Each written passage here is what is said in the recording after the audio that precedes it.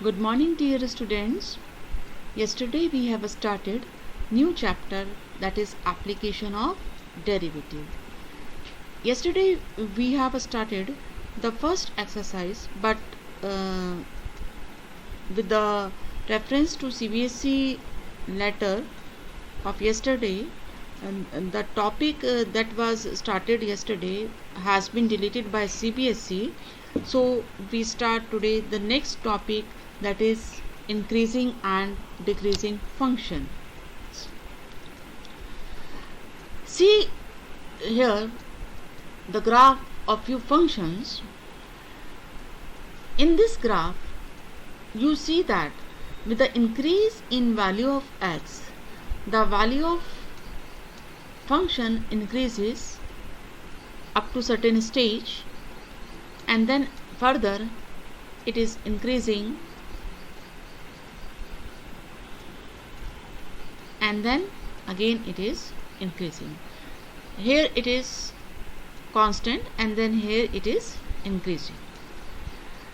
So such type of functions in which the value of function is either increasing or constant with the increase in value of x, that function is called a increasing function.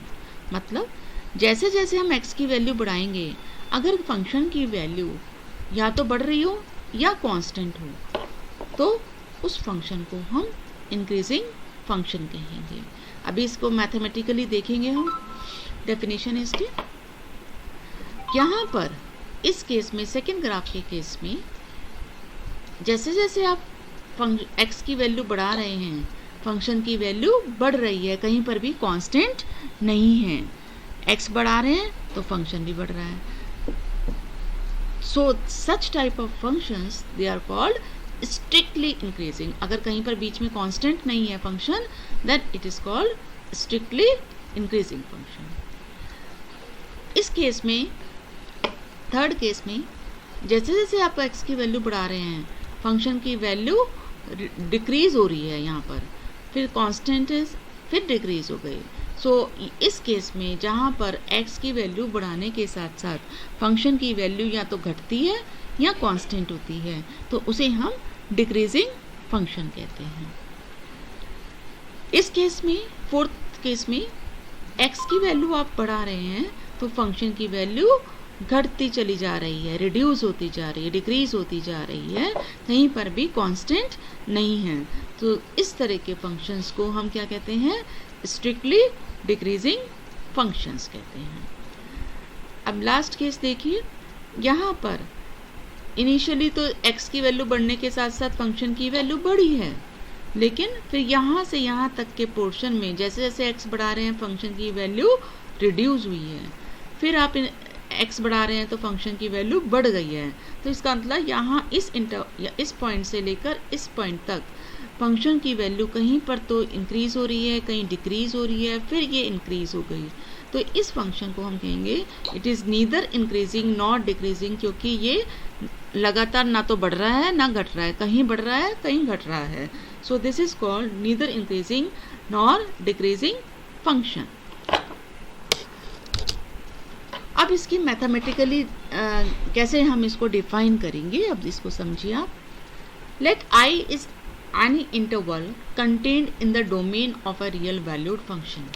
F is a real valued function and I is a part of that domain. Then F is said to be increasing on I if increasing कब कहा था कि अगर x की value कम है तो function की value भी कम होगी, x ज़्यादा है, x बढ़ रहा है तो फंक्शन भी बढ़ेगा.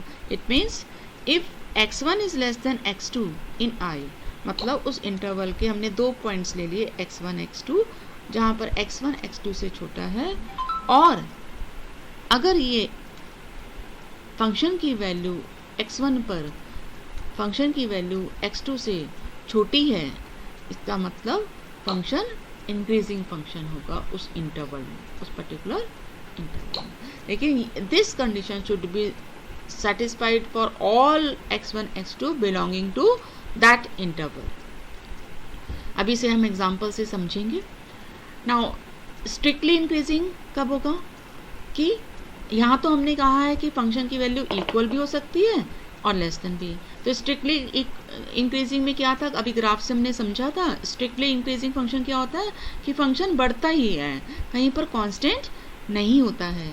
तो इसका मतलब फंक्शन की वैल्यू किसी भी दो वैल्यूज़ x की किसी भी दो वैल्यूज़ के लिए सेम नहीं होती है. तो इसका मतलब अगर x1 x2 से छोटा है तो फंक्शन की वैल्यू भी स्ट्रिक्टली लेस देन होगी fx2 से for all x1 x2 belonging to i. और डिक्रीजिंग के लिए इसका रिवर्स हो जाएगा कि x बढ़ने से फंक्शन की वैल्यू घट रही हो, then that function is called decreasing function. So अगर x1 x2 से छोटा है तो इस fx1 ग्रेटर होना चाहिए fx2 से और इक्वल भी हो सकता है. तो अगर ग्रेटर देन या इक्वल है then it is called decreasing function on i. और स्ट्रिक्टली डिक्रीजिंग में क्या है, इक्वल वाली कंडीशन हट जाएगी. स्ट्रिक्टली डिक्रीजिंग अभी हमने ग्राफ में देखा था. स्ट्रिक्टली डिक्रीजिंग क्या होता है कि x की वैल्यू बढ़ाने से फंक्शन की वैल्यू डिक्रीज होती है, कहीं पर कांस्टेंट नहीं होती है. So it is strictly decreasing if x1 less than x2 in I implies fx1 is greater than fx2 for all x1 x2 belonging to that interval. अब किसी पर्टिकुलर पॉइंट पर, ये तो हमने इंटरवल में बात करी कि किसी इंटरवल में कैसे हम चेक करेंगे इंक्रीजिंग डिक्रीजिंग. अब किसी पर्टिकुलर पॉइंट पर फंक्शन इंक्रीजिंग या डिक्रीजिंग है ये कैसे पता लगाएंगे. So let x naught be a point in the domain of real valued function.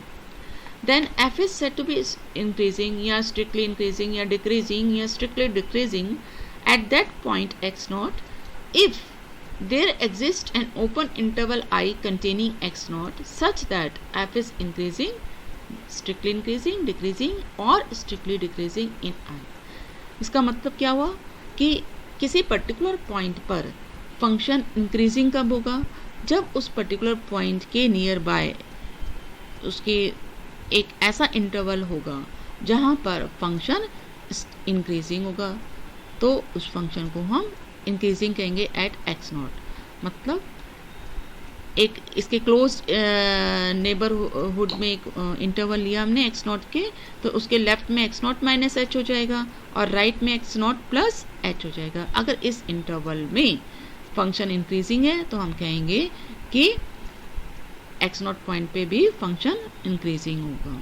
सो अगर इस पर्टिकुलर इंटरवल में दो पॉइंट्स हैं x1 x2 जहां हमने लिए जनरल पॉइंट कोई भी दो, तो इसके इंक्रीजिंग की डेफिनेशन के according x1 less to x2 इन I implies fx1 less than equal to fx2 then the function is called increasing. Similarly, we can define strictly increasing and decreasing using these definitions. Now, let us see this with the help of an example. Show that the given function given by fx equals 7x minus 3 is strictly increasing on R.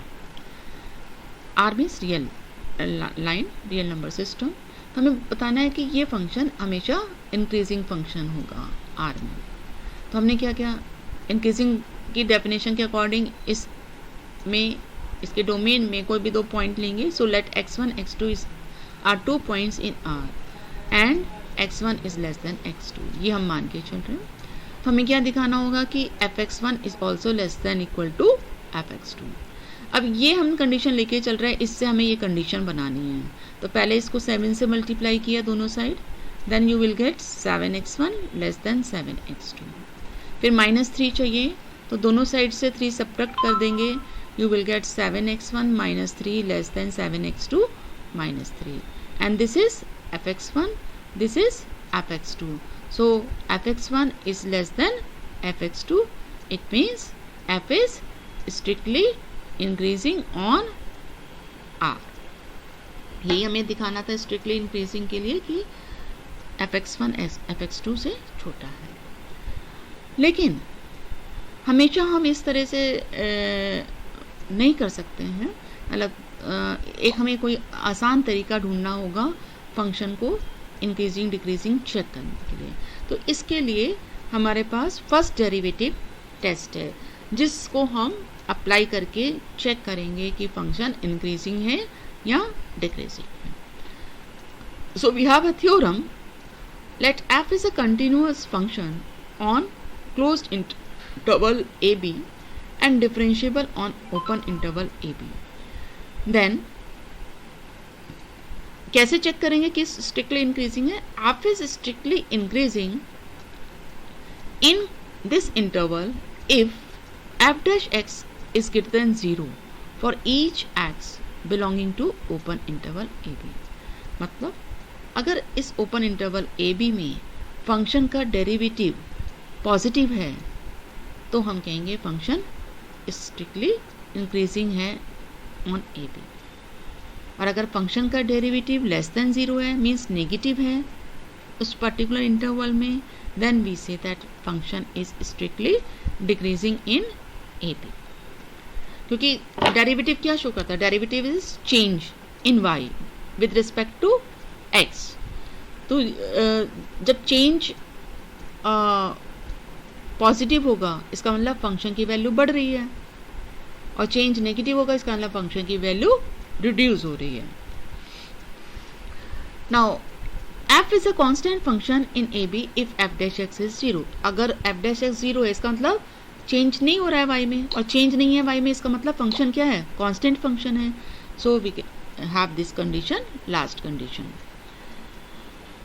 Now, if f dash x is greater than 0 for x in an interval excluding the endpoints and f is continuous in the interval, then f is strictly increasing. Similarly, if f dash x is less than 0 for x in an interval excluding the endpoints, मतलब किसी interval के and points को छोड़कर बाकी सब points पर, इसका मतलब ओपन इंटरवल पे फंक्शन पॉजिटिव है तो वो स्ट्रिक्टली इंक्रीजिंग होगा, और अगर लेस देन 0 है then it is strictly decreasing. Now let us see an example, show that the function f given by this is strictly increasing on r। हम ये चेक करना है कि ये फंक्शन इंक्रीजिंग फंक्शन है। तो सबसे पहले f डैश x निकालेंगे अभी इस थ्योरम के हिसाब से।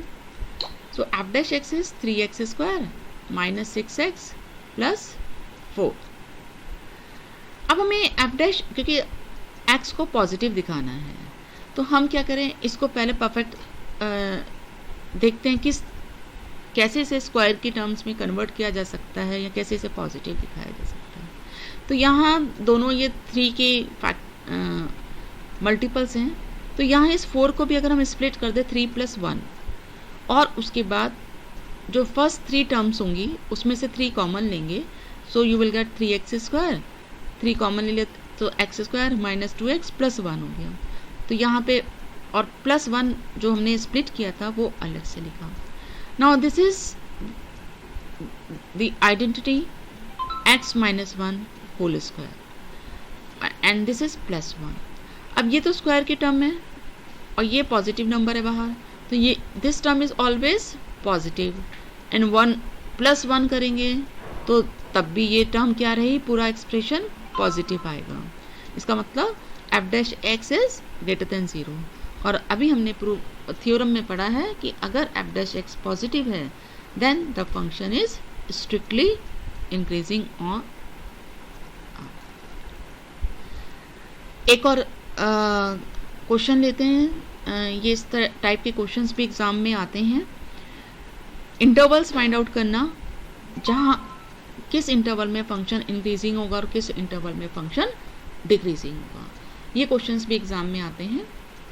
तो यहाँ इस फंक्शन का डेरिवेटिव क्या होगा, 2x - 4। अब इस तरह के क्वेश्चंस में जहाँ इंटरवल्स फाइंड आउट करना है आपने f डैश x को इक्वल टू 0 पुट करना है। So when you put f dash x equal to 0 you will get x equal to 2। अब इस 2 से हमारी नंबर लाइन 2 पार्ट्स में डिवाइड हो गई, क्योंकि नंबर लाइन में क्या होता है, नंबर लाइन में आपके पास माइनस इन्फिनिटी टू इन्फिनिटी होता है। आपका पॉइंट आया 2 इन बिटवीन कोई पॉइंट है, तो ये नंबर लाइन हमारे 2 पार्ट्स में डिवाइड हो गई, 2 इंटरवल्स में, एक माइनस इन्फिनिटी से 2 और दूसरा 2 से इन्फिनिटी। तो अब हमें इन दोनों इंटरवल्स में चेक करना है कि इन दोनों इंटरवल्स में एफ डैश एक्स कैसा है, पॉजिटिव है या नेगेटिव है।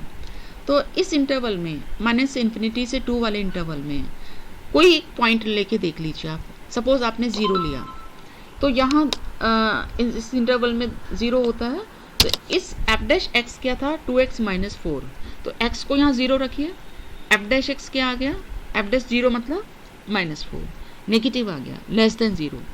इट मीन्स इस इंटरवल में F dash X less than 0 है, so F is strictly decreasing in this interval minus infinity to 2। Now see the next interval 2 to infinity. 2 to infinity में कोई पॉइंट लीजिए, suppose आपने 3 लिया, तो यहाँ पर आप एफ डैश एक्स में 3 पुट करेंगे, 3 2 6 माइनस 4, 2 आ गया जो कि पॉजिटिव है। इसका मतलब एफ डैश एक्स इस इंटरवल में पॉजिटिव है, इसलिए ये स्ट्रिक्टली इंक्रीजिंग होगा इन 2 to infinity. That's all for today. Thank you.